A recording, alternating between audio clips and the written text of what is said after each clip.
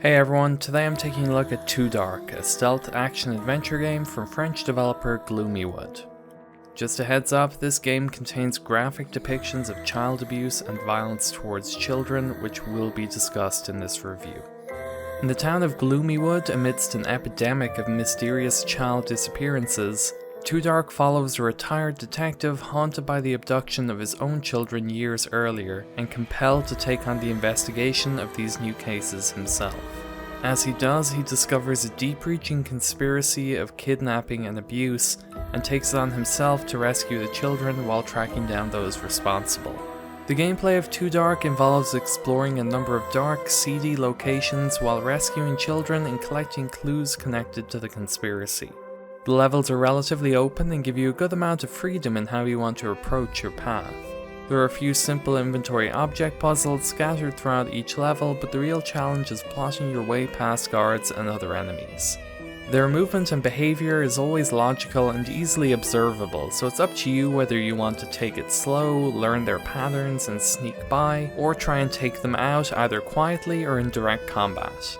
This is rarely a good idea, however, as enemies are tough and combat is fittingly brutal, dangerous and noisy, which can attract more enemies to your location, which is bad when you're trying to sneak your way into a location and worse when you're trying to escape with rescued children.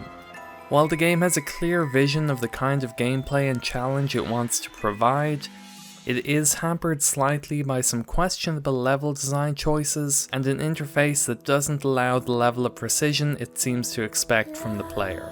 When trying to pick up an object or activate a switch, I often found myself just punching the wall repeatedly, unable to complete the simple action. Not good when I had to move quickly to avoid the patrolling enemies. There are also numerous traps that result in instant death and are difficult to avoid due to the cramped level design, even when you can pick them out from the dark pixelated backgrounds. These traps are made particularly frustrating by the game's lack of an autosave feature, or even multiple save slots, though it does at least remind you in-game to save often. Before I go any further, let me say that the game is good, maybe even very good. The gameplay is challenging and well executed for the most part. The art of the game is unique and ranges from gloomy to fittingly disturbing, and the story and atmosphere is very well crafted.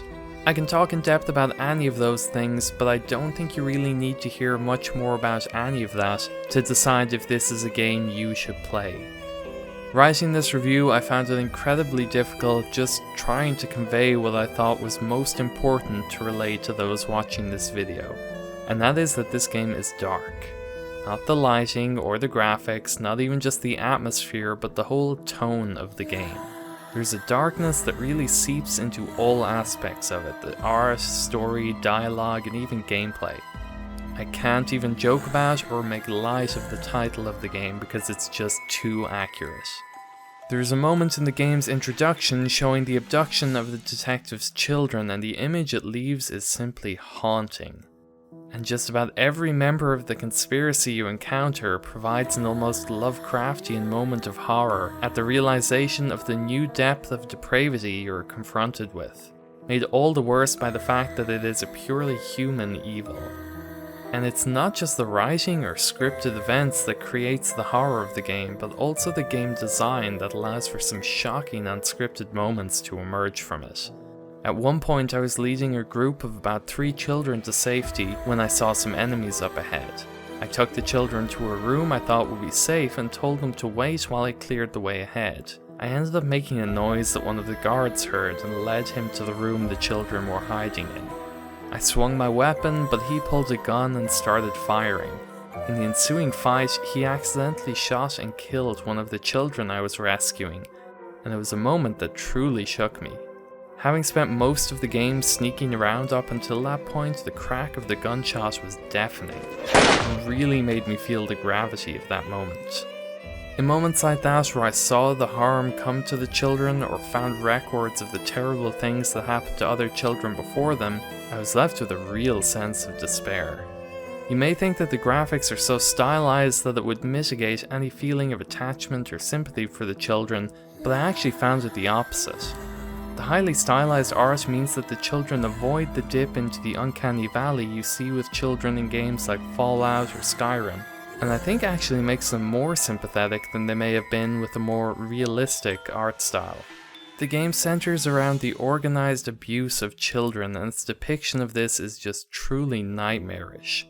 Let me make it clear that I don't think the topics the game explores are handled disrespectfully or exploitatively. They're handled bluntly and with a degree of horror that feels appropriate of the subject matter. If you think you can handle this and the top-down stealth adventure gameplay appeals to you, then I would recommend checking the game out. Too Dark is not going to be for everyone, but not due to any flaw in the gameplay or design of the game itself, rather because of how well it succeeds in telling a genuinely horrifying story. Honestly, I was so affected by the game that I actually made a donation to the Polaris Project, a charity that fights against human trafficking, including the trafficking of children.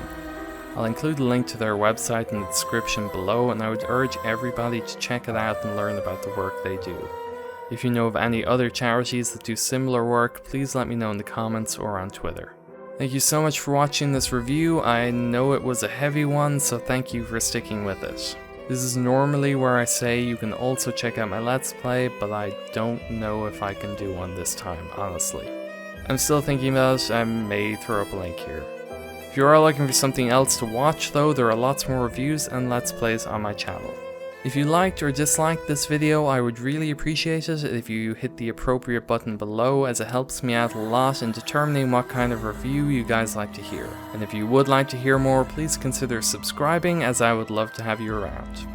Thank you again so much for watching, and I hope to see you next time.